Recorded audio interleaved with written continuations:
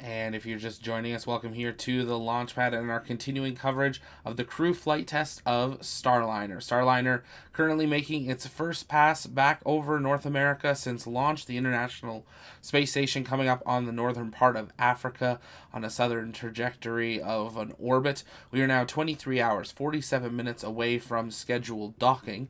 NASA, Boeing, and ULA have scheduled a press briefing to give a status update on the Starliner spacecraft, how the launch went, and how the mission ahead is looking. So we are going to be tuning into that. We have split our coverage too, that we have our live tracker still running, but you can stay here for full conference of the news conference. We have two of our TLP rocket chasers in the press conference room ready for today's briefing.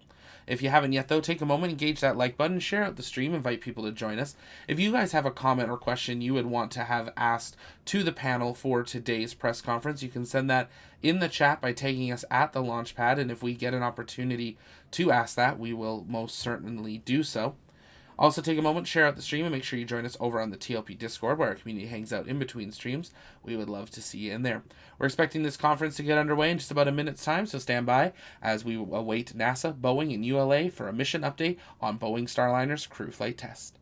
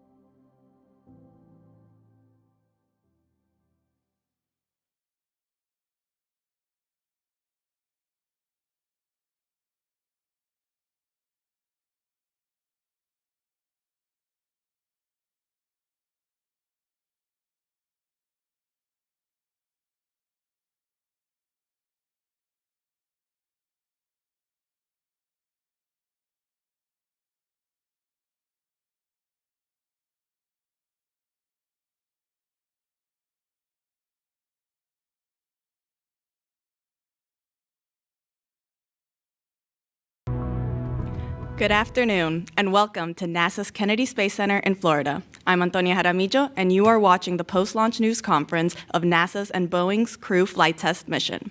At 10:52 a.m. Eastern Time today, NASA astronauts Butch Wilmore and Sunny Williams launched aboard Boeing's Starliner spacecraft and United Launch Alliance's Atlas V rocket from Cape Canaveral Space Force Station, Launch Complex 41. Butch and Sunny are now on their way to the International Space Station, and joining us in the room today to speak more about this mission and next steps are NASA Administrator Bill Nelson, Ken Bowersox, Associate Administrator for NASA Space Operations Mission Directorate, Steve Stitch, Manager for NASA's Commercial Crew Program, Joel Montalbano, Deputy Associate Administrator for NASA Space Operations Mission Directorate, Mark Nappy, Vice President and Program Manager for Commercial Crew Program at Boeing, and Tori Bruno, President and CEO of United Launch Alliance. This group of experts will be taking questions here in the room and also over the phone, but before we jump to the question and answer portion, each of our panelists will say a few opening remarks.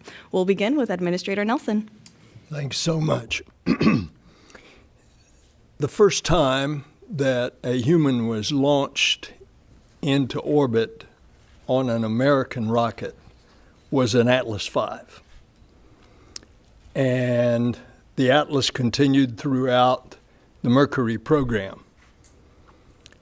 And now, here, all these years later, we've got a crew going to the station on an Atlas V.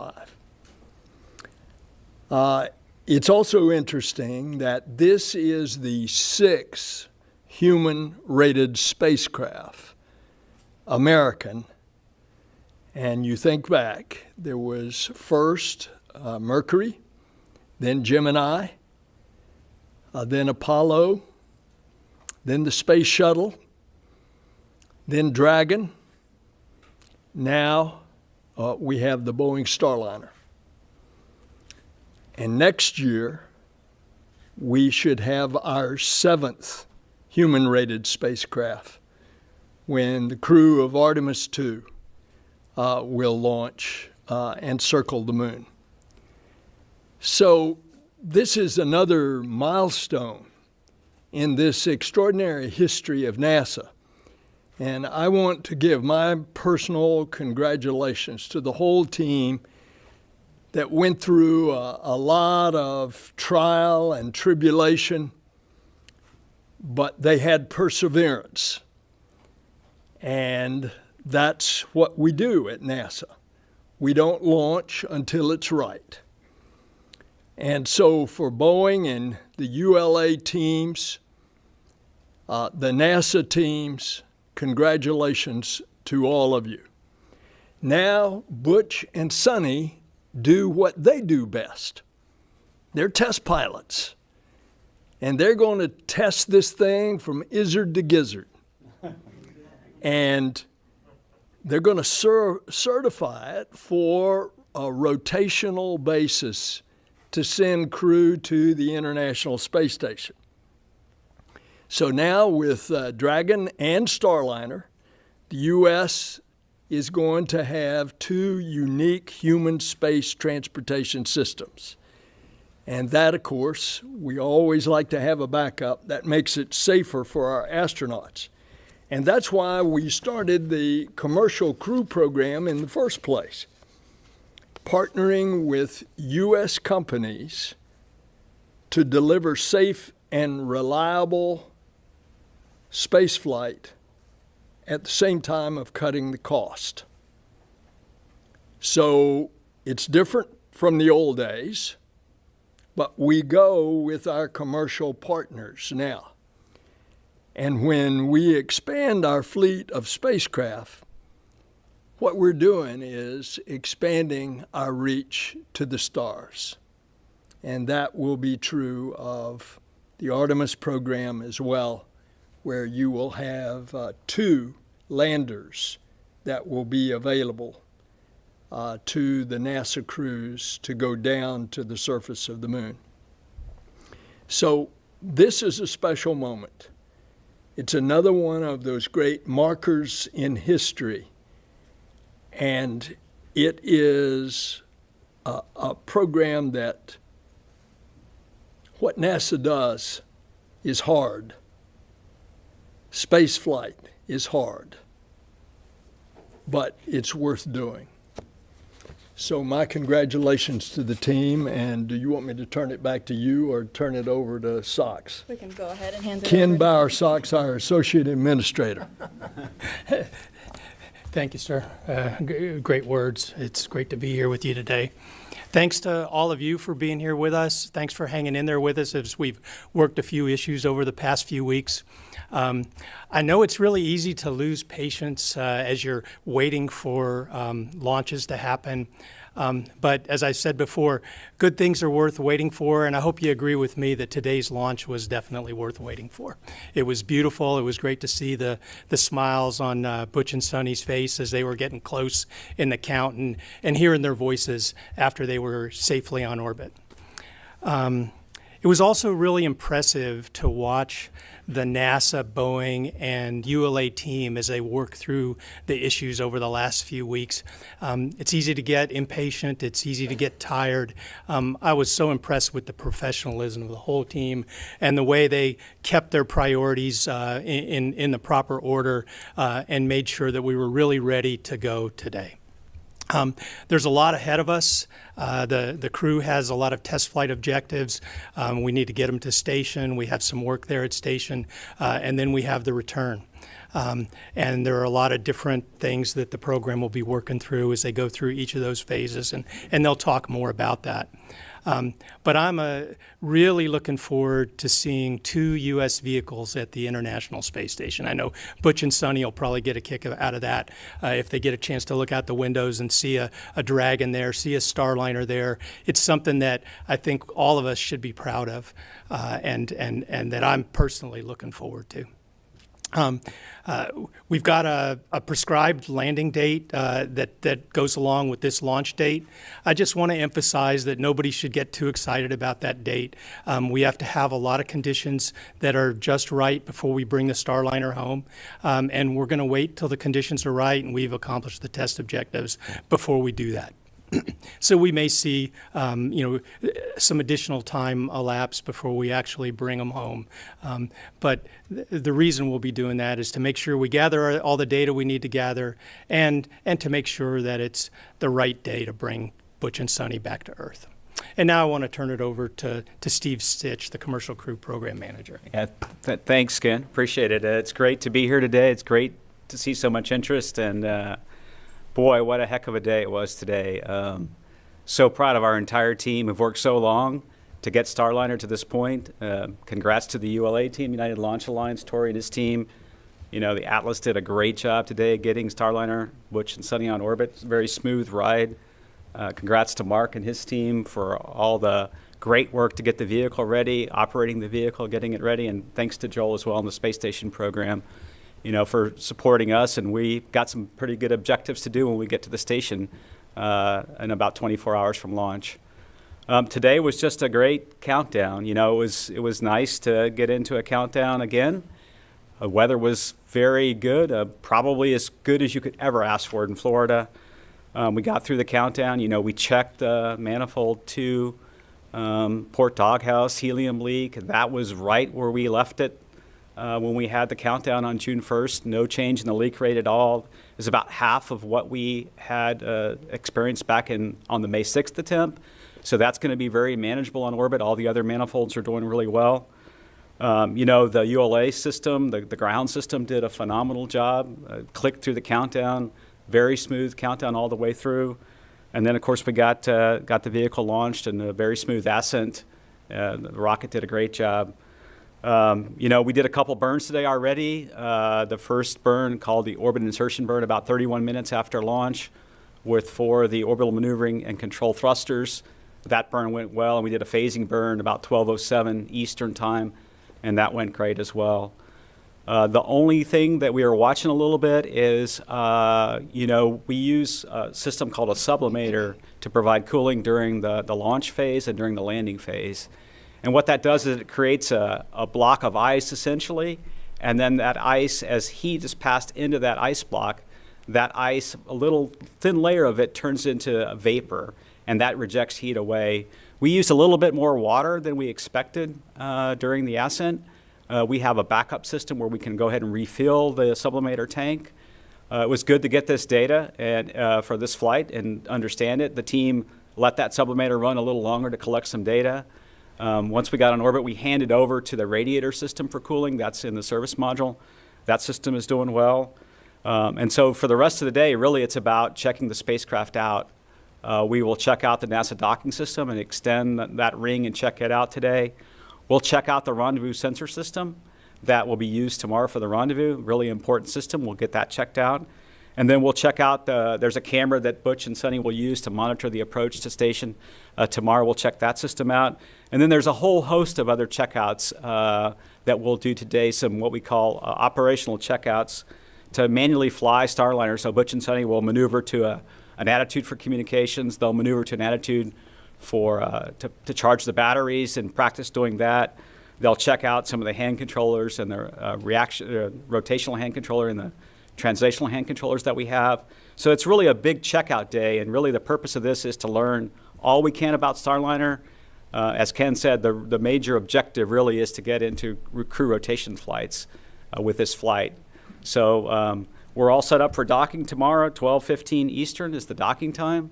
We're looking forward to that. We'll keep watching the vehicle.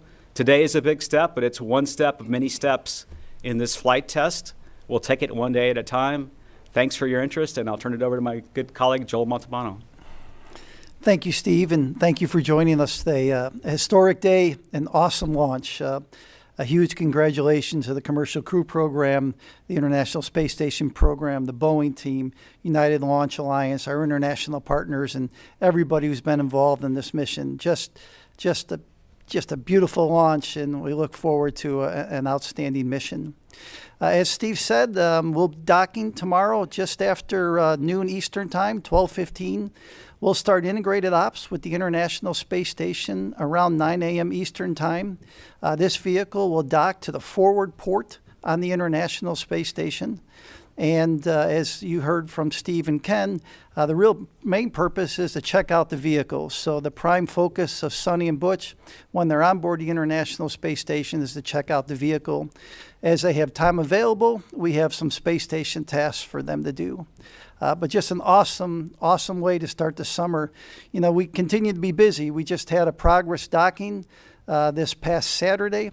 We got a number of spacewalks coming up in the month of June. We have 3 spacewalks, U.S. spacewalks scheduled for the team, and the teams are working forward and looking forward to that and working towards those activities. Right before I left here, I sent a note to the International Space Station team, and I said, hey, turn the porch light on, print out the Wi-Fi password, and set the table for 2 more for dinner. So we got a couple people coming to visit, and that's just an awesome mission. So thank you for your interest in human spaceflight. Our goal is to get 2 crewed vehicles delivering to the International Space Station, and this puts us one step closer. With that, I'll hand it over to Mark. All right. Thanks, Joel. Well, thanks, everybody, for being here and really participating in such a great day. I have been getting just a barrage of texts and emails and congratulations, and I can't tell you how good that feels for our Starliner team to see so much support out there. So we really appreciate that. We talked earlier about the tens of thousands of parts that have to work on the spacecraft, on the launch vehicle, and on the ground, and even the weather has to work for us. And today it all lined up, and we had just a really perfect countdown and launch. Really want to thank our team, our Boeing team, NASA, ULA, and all our suppliers. There's suppliers all across the country that didn't get to be here today, but I know they're watching, and I know that they're really proud of their hardware and what we accomplished. And of course, above all, Sunny and Butch, because they really put so much into this to get us to this point and then get to execute this mission. They really are part of our family. A lot of people say I need to smile more, and I'm smiling, believe me.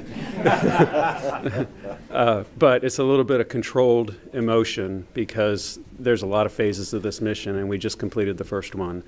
Pre-launch and launch is just the first part of this.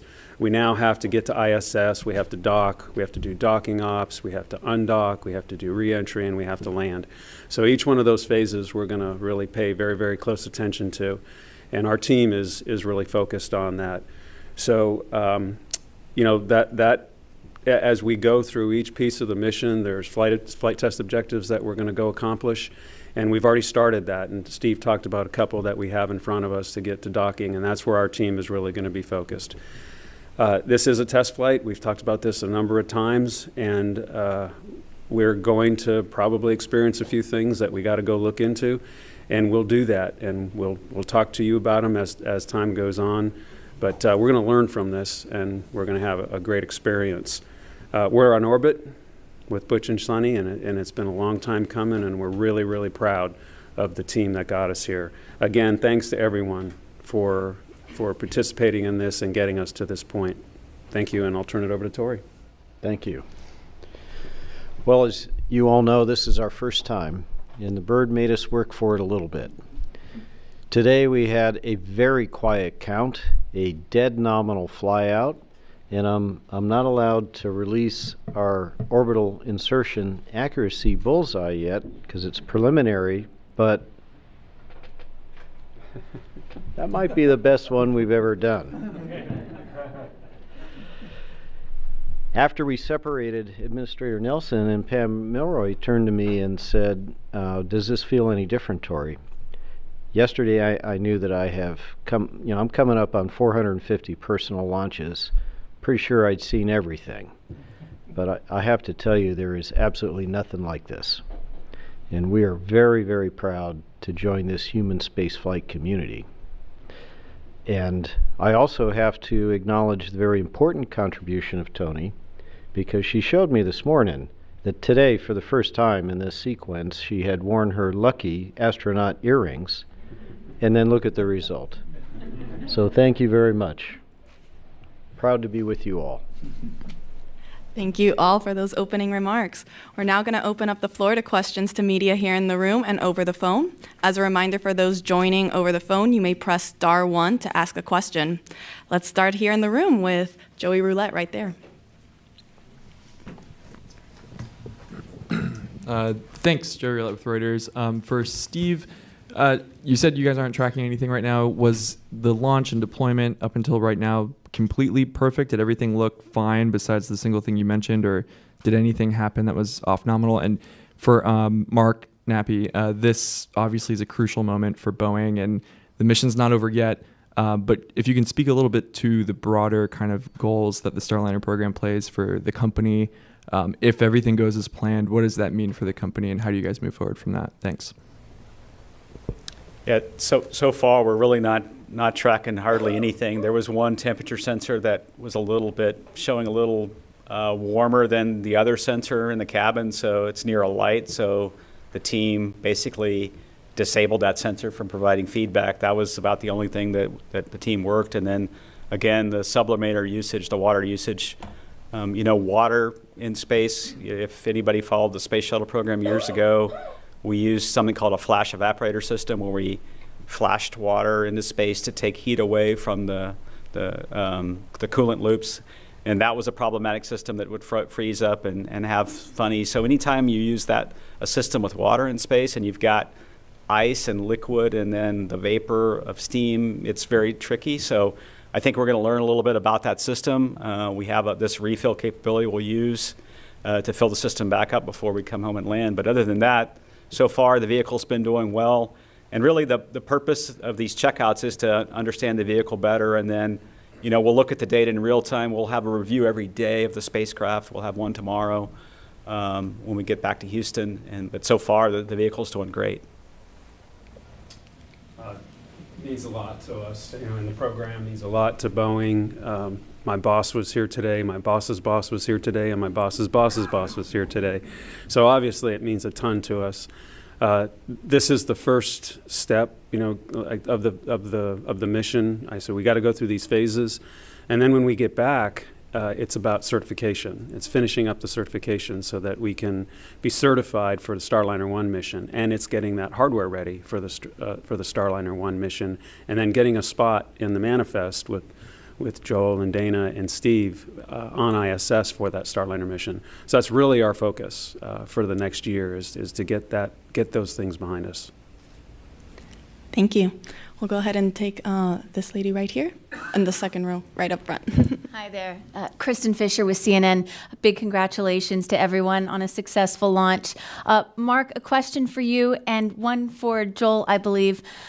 Mark, so much has been made of the competition between SpaceX and Boeing over the last decade or so. I'm curious how you view that competition over the last 10 years. Elon Musk sending his congratulations to the entire team. How would you describe that competition? And then for Joel, if we could just get an update on when that faulty pump on board the ISS will actually be replaced, how long that would take. Thanks. I think you guys think it's a competition. We don't see it as a competition. We've got two providers that are going up to the International Space Station, and SpaceX is up there, and we're up there now as well. So this is something that NASA has planned, and we've accomplished it. And of course, that next step is certification. I saw the tweet. That's awesome. And you know, I sit on my front porch and I watch every SpaceX mission, and I root for them too. This is something that's great for the entire country. And on the pump change out, we're going to get to that as soon as we can. My hope is we get to it this week. If not, it'll be early next week. Thank you. We'll go right here, up front. Thanks, Tony. Congratulations, everyone. This is James from Channel 6. I'd like to start with Mark 2, and maybe if Steve, Ken, and Mr. Administrator would like to chime in. As excited as you are, Mark, good to see you smile. I know that you might have a message in the back of your mind, perhaps, for the harshest critics of Starliner's program. Is there anything, I know you're focused on the mission at hand, but what would you like to say to those who may have even called for the cancellation of the program after all the delays? There are those who thought Butch and Sonny would never fly. Thank you. Yeah, we talked to our team a lot about just ignoring a lot of the stuff that you read. You know, we focus on the positive, we focus on the accomplishments, and we learn from the setbacks that we've had. It's been this way in human spaceflight my entire career. You know, Steve talked in the last press conference where he's got 37 or 38 years, I think. You know, I started thinking I've got 39. It's not a competition, but Steve, but I got 39 years. I'll try to beat you.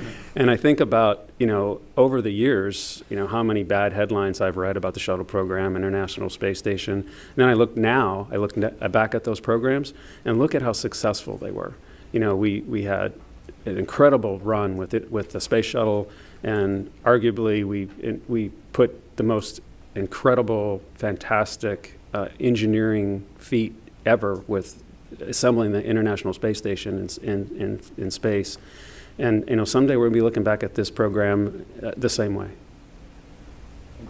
And I'll add a little bit to that question. I got a lot of texts today, too, from a lot of people that I work with who were former shuttle employees. I got texts from the SpaceX community. I got texts from a broad range of people all working in human spaceflight. I think the text to me meant a heck of a lot because they know how hard it is, right? I think we sometimes don't talk about the challenges of getting to flight. I look back 4 years ago at Demo 2 and the challenges of getting to that flight. We had to redesign the parachute system on Dragon before that flight in the year before. We redesigned the propulsion system before. Starliner has had, you know, every development program has challenges on getting there. Space Shuttle had challenges. It was behind schedule on launching. Every single program, I think, you know, it's just so hard to put all the pieces together. As Mark said, they all have to work as planned. You qualify them, you test them, and then you learn about them and you fly them in space. And so we've stood side by side with Boeing, working hard. We need two providers. We need two space transportation systems. It's hugely important to us. I think the whole community knows that. And it's just a tough endeavor to get to flight. And huge kudos to the entire team for getting there today. You know, the administrator talked about perseverance, hard work, dedication. that's what I see from our team every single day. I wish I could explain it here, but these people are working long hours and figuring out ways to solve problems, whether it's a Boeing employee, a NASA employee, United Launch Alliance employee. So it's just great to be part of the team. Oh, yeah, we don't need You're hot. that button to it. No, you go ahead. But I was just going to say that, folks like to judge early, and I would exercise caution doing that. You really don't know how great a program is until after it's finished. That's what I've seen with airplane programs and other aerospace programs through the years. It's also important to remember that we want more than one provider. It's really important to us, not just for ISS to have redundancy there, but we're trying to develop a new economy in low Earth orbit. And to do that, we want to have a field with multiple competitors. We'd like to see 3, 4 someday, right? And it starts by developing 2. Sorry to cut you off, boss. Not at all. Not at all. He's the real deal. Former space commander. The overall answer to your question is space is hard. And you better not mess it up by not going when you've tried out everything and you know that it is as safe as possible when you put a human on board. And sometimes that takes time. And the proof's in the pudding. Look what we've been through in all of the different space programs of NASA from the very get-go. And sometimes they were very painful.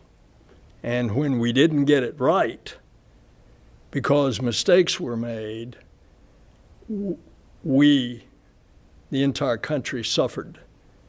So my hat's off to the team here. They waited until they got it right. As Joel said, we've still got some to come. Steve said this too, because this is the first time that the spacecraft that doesn't have wheels, like the shuttle did, is going to land on land.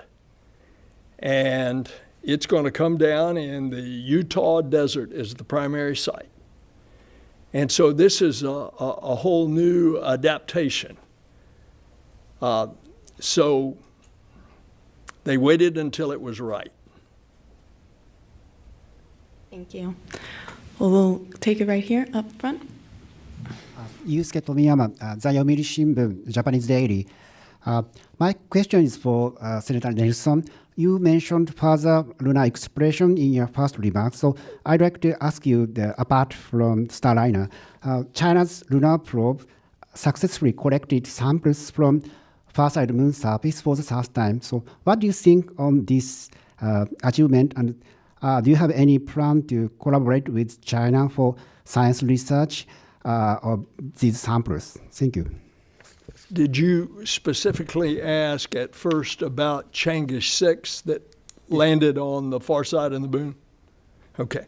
Well, my congratulations to the Chinese space program. I have said over and over that they have a very good program. They have made lots of progress in the last 10 years. I would like very much, and have said this publicly many times, for them to be more transparent, more open, less secretive.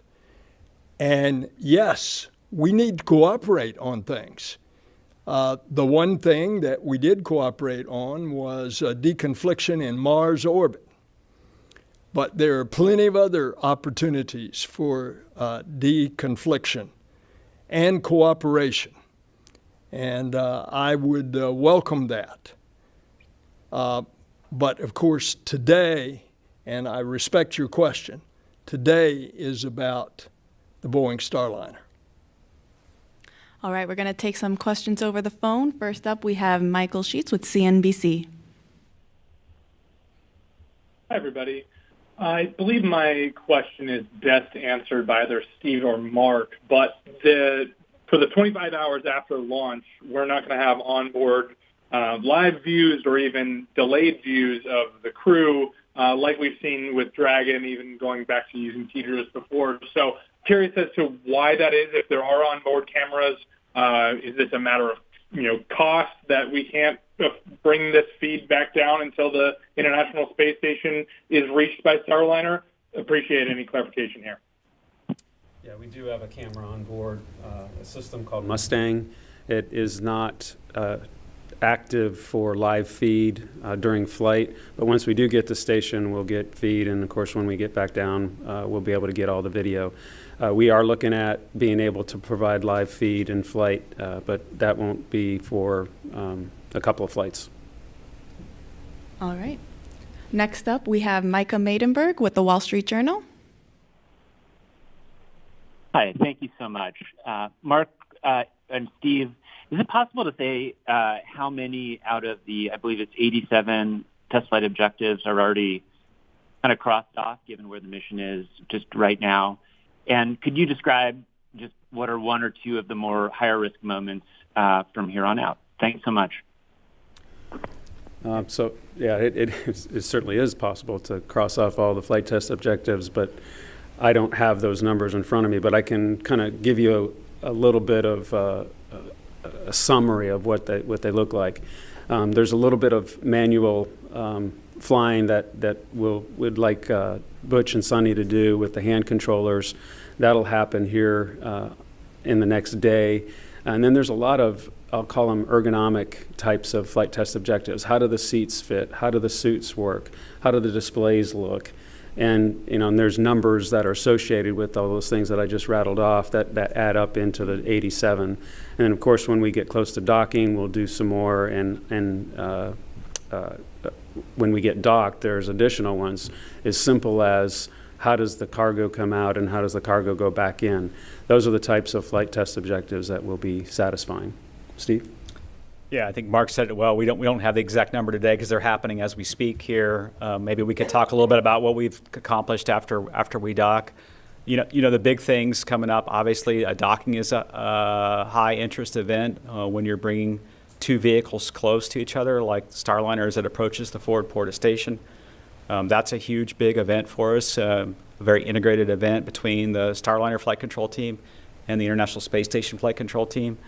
And then, once we get docked, we have a big objective to demonstrate what we call safe haven. So that's a demonstration where we have the crew go into Starliner and use only the Starliner assets. If something were to happen on station, we have this capability in both Dragon and very soon Starliner. We'll demonstrate that. And then at the end, obviously, the deorbit and landing are huge events that we'll continue to learn a lot about. I would say one thing, about the spacecraft is this is the first time with a crew on board. So first time that the life support system is operating today. We've tested it on the ground. It worked great, but we're learning a little bit about that as well. Huge, important objective for the flight as well. Thanks. We're going to take one more question over the phone before we come back to the room. We have Andrea Leinfelder with the Houston Chronicle. Hi, congrats on the launch today. I understand that these could change. Can you give me the dates you expect Starliner will undock from the station, and then the date and location you're targeting for landing? Thank you. Yeah, we have a number of landing opportunities. The first one would be the earliest would be June 14th. We would undock around 3:17 in the morning. That would be Central Time. With a landing around 8:38 Central Time. That would be at White Sands Space Harbor. What we really want to do is kind of look at the overall mission as it's going, and then Joel has some activities on the space station, and so we may adjust that date a little bit to accomplish some International Space Station activities. There's nothing magic about that date. A few days later, we have another set of opportunities as well. So we'll take a little time once we get docked. Work with Joel and his team. He talks about some spacewalks that they would like to do as well, and so we'll work out the choreography of all those different events. But right now we're really focused on Starliner and docking tomorrow. All right, we'll take some questions here in the room. We'll go to Ken Kramer. Hi, thank you. Congratulations to everybody. It was spectacular to see that after so many years and hard work. So Ken Kramer, Space Up Close, right. So, Tori, I want to follow up on a question I asked you at the end of the last briefing. You mentioned that, you don't do the RAN steering, and it's a unique orbit, suborbital, actually, that you deliver it to. So I guess, and for safety reasons. So I'm kind of curious, why don't you use a third SRB to get to orbital velocity?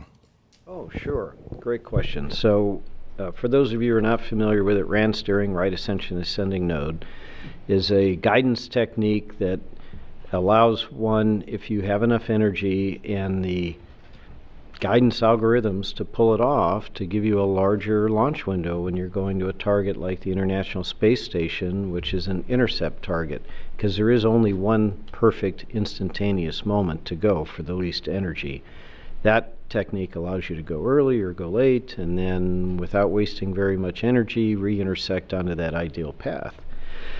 We don't do that here because it would not benefit safety, and we don't energy for it. We certainly could put a third booster on, third solid, and go orbital, but the whole idea behind this trajectory is that there are no blackout periods all along its path where the G-forces would be too great in an emergency abort separation of the capsule for the astronauts to be uninjured, and at the end of that journey, we're just short of orbital velocity, so that if, God forbid, the propulsion system on the wonderful Starliner did not function properly, they would still get a free return safely to the Earth. So it's all about crew safety. It's really not about performance. And that gives us every possible chance to make sure the crew is safe throughout that trajectory. That causes us to fly low and flat for us, which is why we have an extra RL-10, because you need more thrust to do that. Does that make sense? Well, I still don't understand why the third SRB doesn't change the situation. We could put a third SRB and we could go orbital, but then at that point, if we didn't have propulsion on the capsule, they could not free return. They'd be stuck in orbit until they naturally decayed, which might take a while. I think you'd have to look at what does that do to your acceleration profile in first stage. If you had a third solid rocket motor on the side, that's going to get you going a little faster in that first stage. And then we'd have to go look at, as Tori said, what we want to have is if anything happens to the rocket, essentially the starting point for the capsule trajectory is where the rocket is.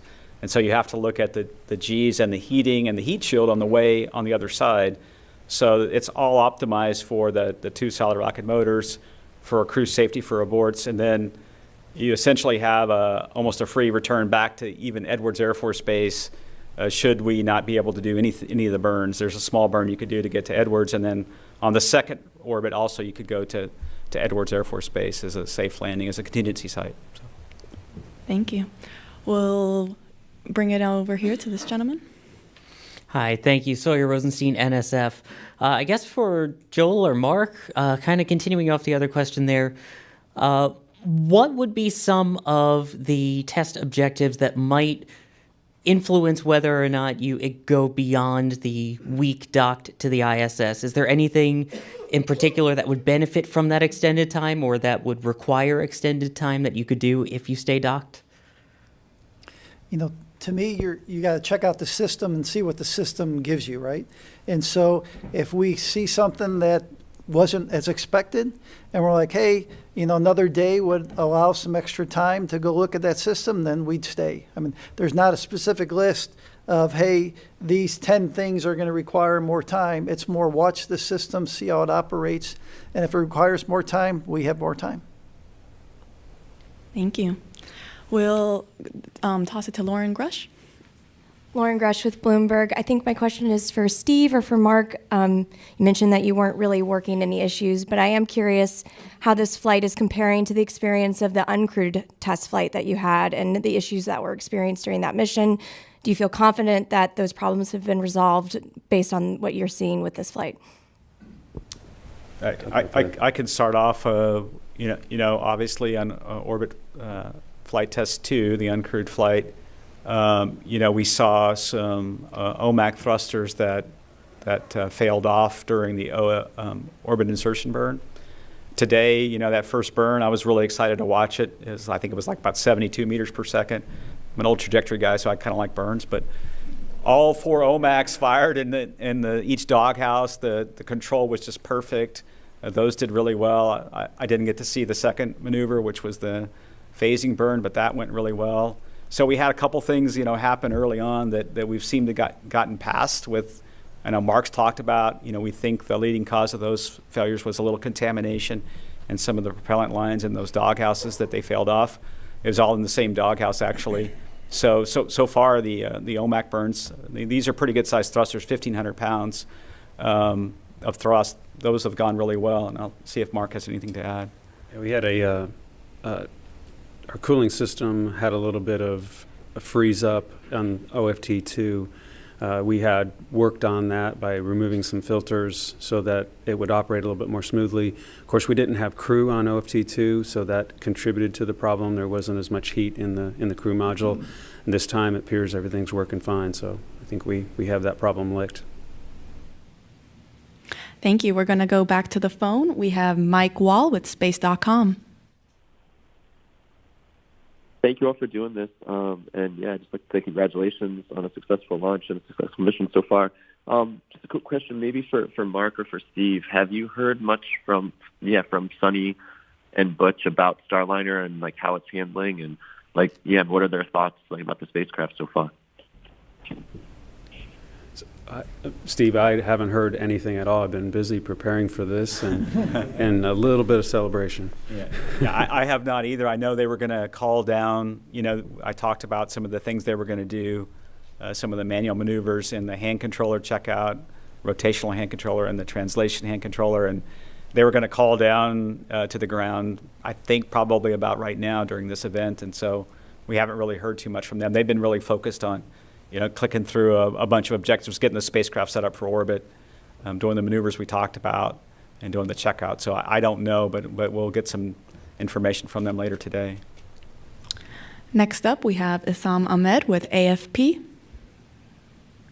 Yeah, thank you so much for doing this. First of all, for Steve, I was wondering if you could reflect a little bit on the fact that, you know, you've been in this your job for so long now, and to see this day finally come, could you reflect a little bit on what that means to you?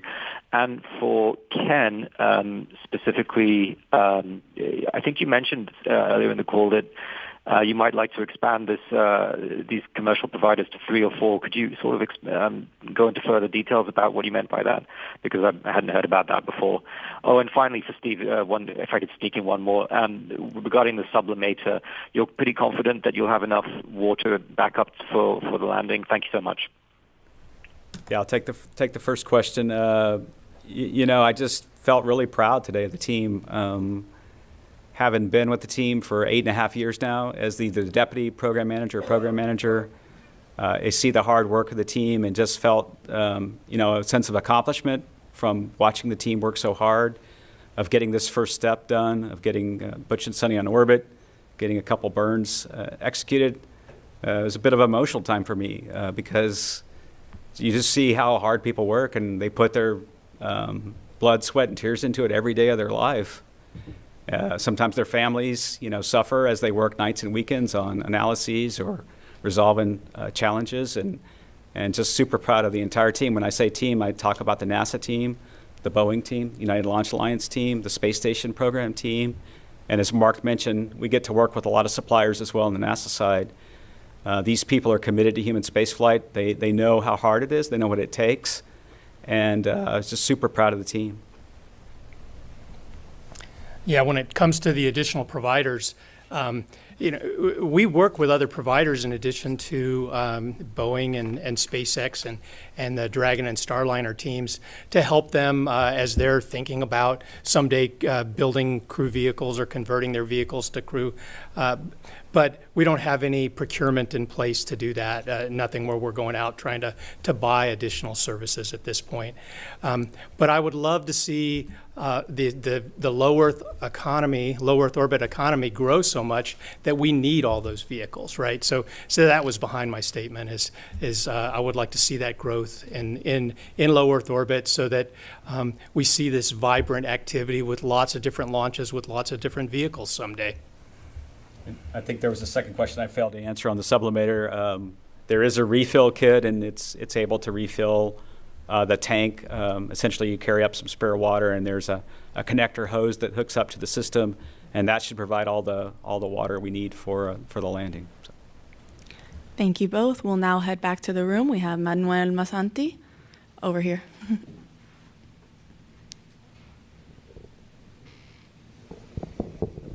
Thank you, Tony. Manuel Masanti, Exploración Espacial. Question for Mark.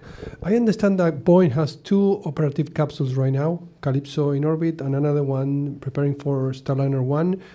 Do you have the intention of having more of them? Like a third one is being in production, or with 2 is fine for the operational missions? Thank you. For the flight rate that we have right now, flying once a year, 1 is plenty. But to fly twice a year, which is a request from NASA on our contract, we need 2 capsules, so to turn them every 6 months. So 2 is sufficient for what is in the plan. If, like Ken talked, if there becomes a low Earth orbit market where there's additional international space stations, additional flights, then that would drive additional vehicles. Thank you. We'll now go to this gentleman up front here. Yes, hi, Bert Dicht from the National Space Society. I'd like to ask a question to Tori.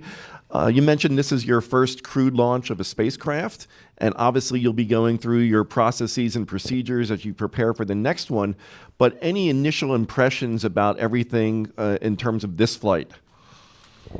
Yes. Well, I'll just say that, we had, as you know, 2 scrubs that preceded this.